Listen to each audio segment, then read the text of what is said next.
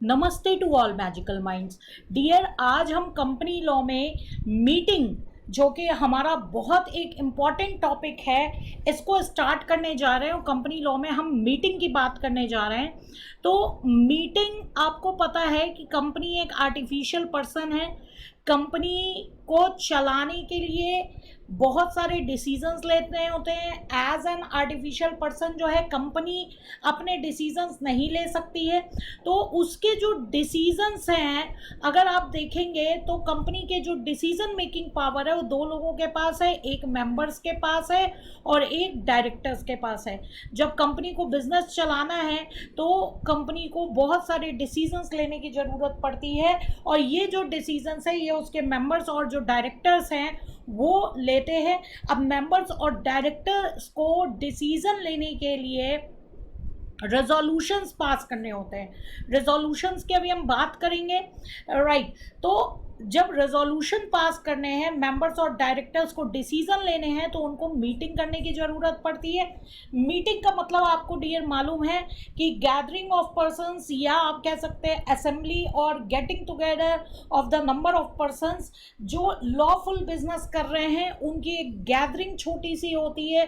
एक साथ इकट्ठे होकर बैठते हैं और फिर चीज़ों को डिस्कस करके डिसीजन लेते हैं। तो आपको पता है कि अगर हम नॉर्मल सेंस में बात करें तो मीटिंग तभी कहलाएगी जब कम से कम मीटिंग में दो व्यक्ति हों, दो पर्सन हो। कभी ऐसा नहीं बोला जाता है कि एक पर्सन खुद के साथ मीटिंग कर सकता है, राइट। जब हम गैदरिंग की बात कर रहे हैं तो ऑब्वियस सी बात है कि वहाँ मीटिंग करने के लिए कम से कम दो लोग होने चाहिए इन जनरल।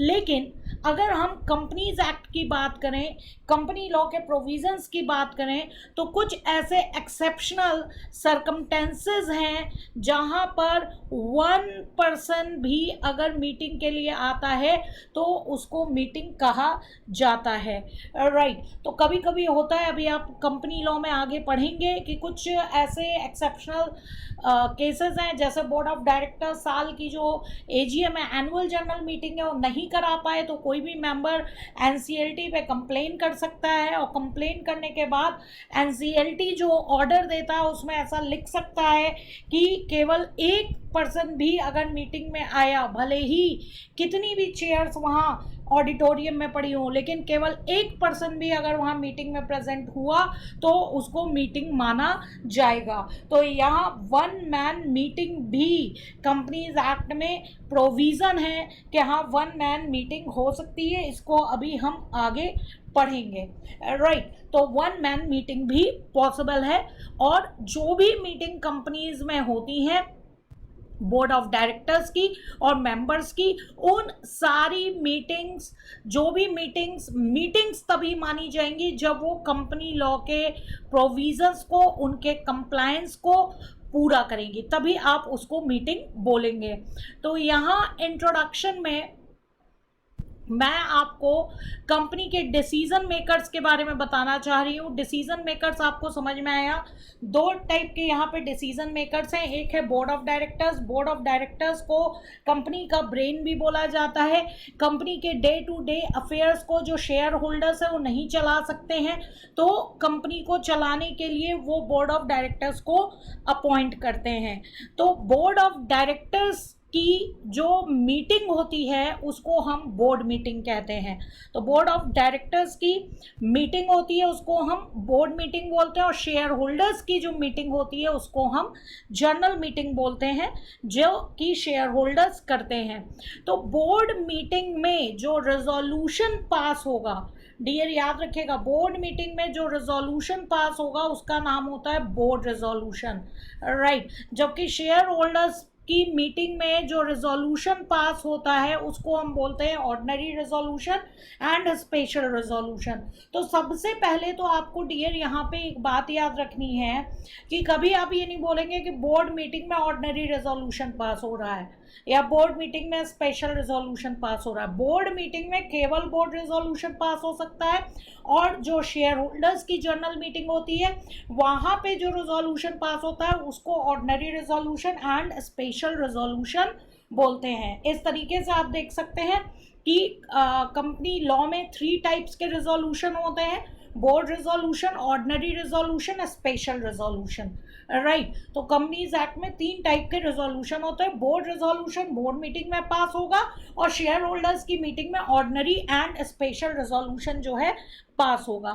तो यहाँ पर आपको बोर्ड मीटिंग में कोई भी डिसीजन लेना है, सपोज कंपनी के 15 बोर्ड ऑफ डायरेक्टर्स हैं, राइट, कोई चीज़ डिस्कशन में रखी गई, उसमें डिसीजन मेकिंग लेना है, फिजिकली बोर्ड मीटिंग जो है वो चल रही है और उसमें जो है 8 डायरेक्टर्स जो हैं उस रेजोल्यूशन को ओके करते हैं, 7 डायरेक्टर्स जो है उसको मना करते हैं। इट मीन्स कि 50% से ज़्यादा वोट कास्ट जो है वो फेवर में है, तो इट मीन्स वो रेजोल्यूशन पास माना जाएगा, राइट। तो यहाँ पर आप देखेंगे कि जो बोर्ड मीटिंग है वो 2 टाइप से हो सकती है आज की डेट में। 2 टाइप से, अभी जो मैंने जिक्र किया फिजिकली का मतलब क्या हुआ कि आप आमने सामने जो बोर्ड ऑफ डायरेक्टर्स हैं, सारे जो बोर्ड ऑफ डायरेक्टर्स हैं वो मीटिंग में आएंगे, आमने सामने बैठेंगे, राइट, उनके सामने जो है डिस्कशन होगा,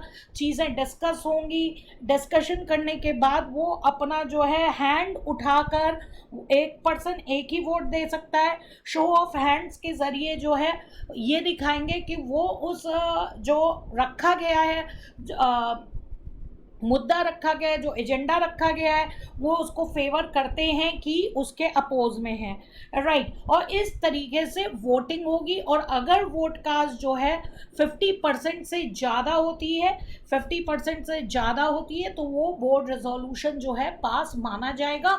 और यहाँ पे बोर्ड रेजोल्यूशन के पास होने के लिए वोट कास्ट जो है 50% से ज़्यादा होने चाहिए।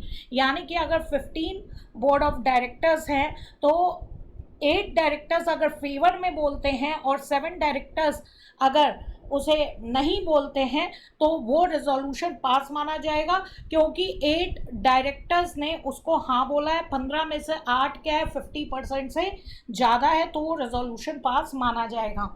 लेकिन अगर 8 डायरेक्टर्स ना बोलते हैं और 7 हाँ बोल रहे हैं, इट मीन्स वो रेजोल्यूशन पास नहीं माना जाएगा।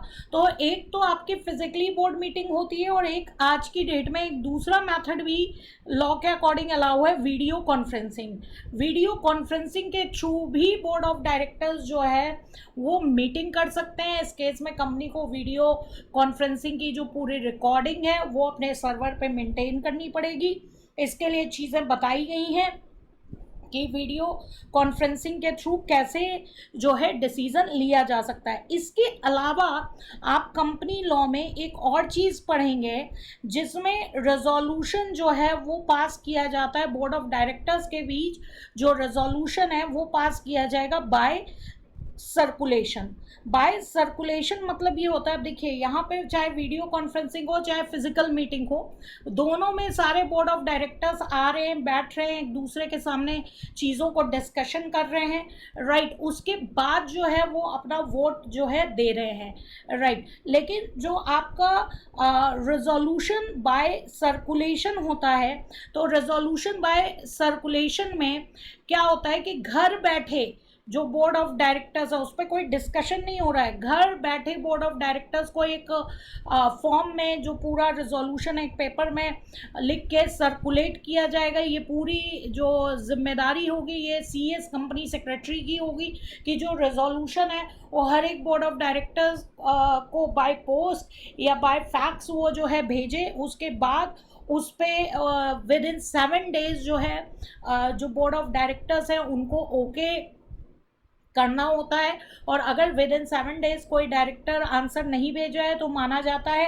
कि वो पार्टिसिपेट नहीं करना चाह रहा है, तो इस पर कोई डिस्कशन वगैरह नहीं होता है, राइट। तो ये घर बैठ के उनको किसी भी चीज़ पे मतलब कि जो भी रेजोल्यूशन है अगर वो उसके फेवर में है तो उनको टिक करना है और वापस विद इन 7 डेज जो है वो कंपनी के पास भेज देना है। तो इस तरीके से जो है आपका बोर्ड रेजोल्यूशन पास होता है।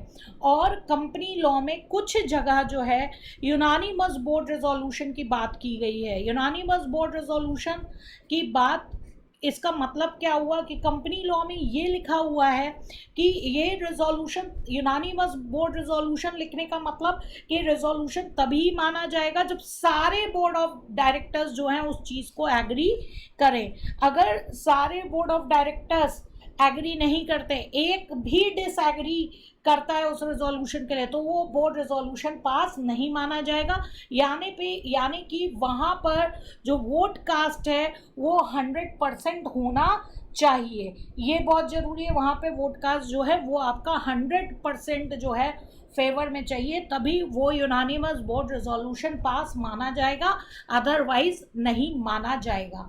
राइट, चलिए शेयर होल्डर्स पे आते हैं। तो शेयर होल्डर्स की मीटिंग को हम क्या बोलते हैं? शेयर होल्डर्स की मीटिंग को हम जनरल मीटिंग बोलते हैं। अभी हम जनरल मीटिंग के भी टाइप्स देखेंगे। जनरल मीटिंग में दो टाइप के रेजोल्यूशन पास होते हैं, एक होता है ऑर्डिनरी रेजोल्यूशन और एक होता है special resolution. Right, ordinary resolution में वोट कास्ट जो है वो 50% से ज़्यादा हो, यानी कि 50% से ज़्यादा आपको वोट कास्टिंग चाहिए। अगर केवल 50% है तो वो रेजोल्यूशन पास नहीं माना जाएगा। यहाँ पे देखिए मैंने ग्रेटर देन का सिंबल लगाया है, तो आपको ध्यान में रखना है कि जो वोट कास्ट है ऑर्डिनरी रेजोल्यूशन तभी माना जाएगा पास हुआ जब उसमें 50% से ज़्यादा वोटिंग होगी। जबकि कंपनी लॉ में कहीं कहीं लिखा है कि स्पेशल रेजोल्यूशन चाहिए, तो स्पेशल रेजोल्यूशन के केस में कम से कम 75% लोग फेवर में होने चाहिए, 75% या उससे ज़्यादा। यानी कि अगर केवल एग्जैक्ट 75% वोटिंग है फेवर में, it means special resolution pass माना जाएगा। जबकि ऑर्डिनरी रेजोल्यूशन में अगर 50% एग्जैक्ट वोटिंग है तो वो पास नहीं माना जाएगा।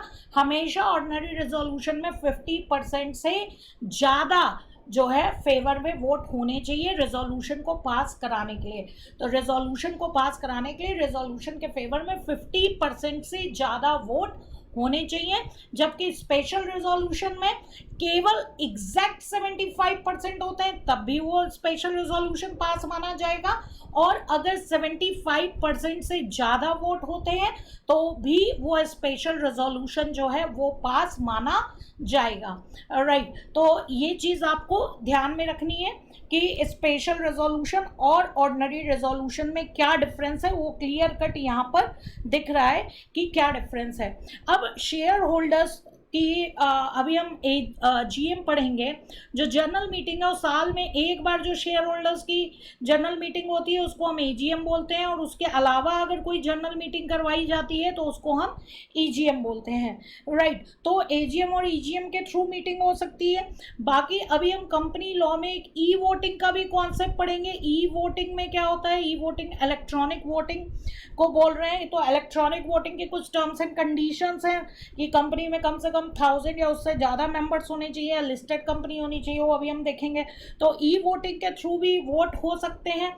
और एक पुराना मेथड जो है वो आपका है बाय पोस्टल बैलेट। तो इसके बारे में भी हम डिस्कस करेंगे कि by postal ballot shareholders जो है कैसे वोटिंग कर सकते हैं। तो ये कंपनी लॉ में आप 3 टाइप की रिजोल्यूशन को पास करने के लिए वोटिंग देखेंगे। एक तो एजीएम फिजिकल अगर हो रही है, राइट, अदरवाइज ई वोटिंग के थ्रू भी वोट करवाया जा सकता है, पोस्टल बैलेट के थ्रू भी जो है वोट करवाया जा सकता है। राइट, तो यहाँ पर शेयर होल्डर्स की मीटिंग का ये एक तरीका होता है। एक एक्सेप्शनल केस है शेयर होल्डर्स में भी अगर हम देखें तो एक यूनानिमस मीटिंग का केस आता है, लेकिन ये जो है केवल और केवल प्राइवेट लिमिटेड के लिए ही है। केवल और केवल प्राइवेट लिमिटेड पे ही ये सेक्शन जो है अप्लाई होता है। सेक्शन 5 में इसकी बात की गई है, ये केवल प्राइवेट कंपनी पे ही अप्लाई होगा। राइट, तो यहाँ पे अगर कंपनी के आर्टिकल ऑफ एसोसिएशन में, जब आप आर्टिकल ऑफ एसोसिएशन वाला चैप्टर पढ़ेंगे तो आर्टिकल ऑफ एसोसिएशन में आप एक कॉन्सेप्ट पढ़ते हैं, एनरिचमेंट का कॉन्सेप्ट। एनरिचमेंट का मतलब होता है कि शेयर होल्डर्स की पावर को बढ़ा देना। तो अगर प्राइवेट लिमिटेड के आर्टिकल ऑफ एसोसिएशन में कुछ ऐसा क्लॉज डला है कि एक पर्टिकुलर काम के लिए यूनानिमस रेजोल्यूशन जो है वो पास होना चाहिए, अगर एक भी शेयर होल्डर डिसएग्री होता है तो रेजोल्यूशन पास नहीं माना जाएगा। यानी कि आर्टिकल ऑफ एसोसिएशन ने शेयर होल्डर्स की पावर बढ़ा दी है क्लॉज डाल के। In that case unanimous resolution जो है रखा जाएगा। अदरवाइज नॉर्मल केस में जो है आपका जो शेयर होल्डर्स की मीटिंग होगी वहाँ पे ऑर्डिनरी एंड स्पेशल रेजोल्यूशन ही पास किया माना जाता है। राइट, यूनानिमस केवल एक एक्सेप्शनल केस, जैसे कि मैंने सेक्शन 5 प्राइवेट लिमिटेड के बारे में बताया, केवल उसी पे एप्लीकेबल होता है कि कंपनी ने अगर अपने आर्टिकल ऑफ एसोसिएशन में एंट्रेंचमेंट क्लॉज डाल रखा है, क्या 100% शेयर होल्डर्स कहेंगे तभी ये काम होगा, तो वहाँ पे यूनानिमस रेजोल्यूशन की बात आती है। अदरवाइज नॉर्मली ये बात नहीं आती है। राइट, आई होप आपको ये चीज़ समझ में आ गई होगी कि डिसीजन मेकिंग कैसे होती है। अब यहाँ पे हम देख रहे हैं कि जो आपकी जर्नल मीटिंग है वो आपकी 3 टाइप की होती है। जर्नल मीटिंग यानी कि शेयर होल्डर्स की मीटिंग अभी हमने देखा था, तो जर्नल मीटिंग यानी कि हम किसकी बात कर रहे हैं, शेयर होल्डर्स की मीटिंग की बात कर रहे हैं, यहाँ पे बोर्ड मीटिंग की बात नहीं कर रहे हैं। तो यहाँ पे आपकी एनुअल जर्नल मीटिंग जिसकी बात कंपनी के सेक्शन 96 में की गई है। Right, extra ordinary journal meeting section 100 में इसकी बात की गई है, और एक क्लास मीटिंग होती है जिसकी बात सेक्शन 48 एंड 230 में की गई है। जो जर्नल मीटिंग है उसको बुलाने का जो काम है वो बोर्ड ऑफ डायरेक्टर्स का नॉर्मली होता है। कुछ केसेस ऐसे होते हैं जहां मेंबर्स बुला सकते हैं, और अगर ये दोनों ही फेल रहते हैं तो ट्रिब्यूनल से रिक्वेस्ट की जा सकती है। ट्रिब्यूनल के पास खुद राइट है कि वो मीटिंग बुला सकता है। तो ये 3 लोग ऐसे हैं, ये 3 लोग जो है मीटिंग बुलाने का काम करते हैं। तो सबसे पहले हम आते हैं annual journal meeting. Annual journal meeting लगभग सारी टाइप की कंपनीज में जो है होती है, और यहाँ जो भी एनुअल जर्नल मीटिंग और एक्स्ट्रा ऑर्डिनरी जर्नल मीटिंग है, दोनों टाइप की मीटिंग में ऑर्डिनरी रेजोल्यूशन या स्पेशल रेजोल्यूशन जो है पास होता है। सारी टाइप की मीटिंग में जो ordinary resolution and special resolution जो जनरल मीटिंग है सारे टाइप की, उसमें पास होगा। राइट, तो साल में एक बार जो है एजीएम करवानी जरूरी है। उसके रूल्स क्या हैं अभी हम आगे वाले स्लाइड्स में देखेंगे, आगे वाले वीडियोस में देखेंगे। तो जनरली जो है एजीएम जब फाइनेंशियल ईयर क्लोज हो रहा होता है उसके 6 महीने के अंदर जो है एजीएम करवानी मस्ट होती है।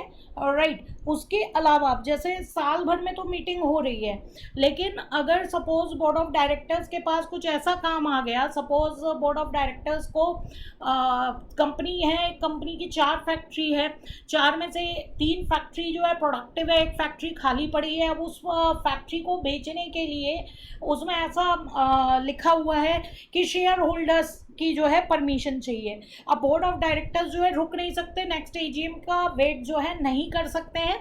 ऐसे केस में वो एक्स्ट्रा ऑर्डिनरी जनरल मीटिंग बुला सकते हैं। राइट, क्योंकि कस्टमर चला जाएगा, ऑब्वियस सी बात है अगर वो एजीएम का वेट करेंगे। लेकिन आपको याद रखना चाहिए कि दोनों ही टाइप की मीटिंग में, अभी हम आगे पढ़ेंगे भी, कम से कम 21 डेज का क्लियर डेज का नोटिस देना जरूरी होता है। अभी हम इसको देखेंगे कि क्लियर डेज क्या कहते हैं। Annual general meeting and extra ordinary general meeting दोनों में ही आपको 21 डेज का एडवांस नोटिस क्लियर डेज का देना जरूरी होता है। राइट, तो यहाँ पे एनुअल जनरल मीटिंग तो साल में एक बार होनी है। एक्स्ट्रा ऑर्डिनरी जनरल मीटिंग जो है वो आपका ऐसा कोई टाइम लिमिट नहीं है, जब भी बोर्ड ऑफ डायरेक्टर्स को ज़रूरत लगती है वो जो है ये मीटिंग बुला सकते हैं। क्लास मीटिंग क्या होती है डियर, कि जैसे अगर स्पेसिफिकली प्रेफरेंस शेयर होल्डर्स की मीटिंग बुलानी है या डिबेंचर होल्डर्स की जो अलग क्लास है उसकी मीटिंग बुलानी है, उनके इंटरेस्ट पे कोई इफेक्ट पड़ रहा है तो उनकी मीटिंग बुलाने की ज़रूरत है, in that case class meeting की ज़रूरत पड़ती है। तो एक आपको आइडिया लग गया होगा इंट्रोडक्शन में कि कौन कौन से टाइप की मीटिंग होती है। अब इसको 1 बाय 1 करके हम एक एक करके जो है समझते जाएंगे। Thank you.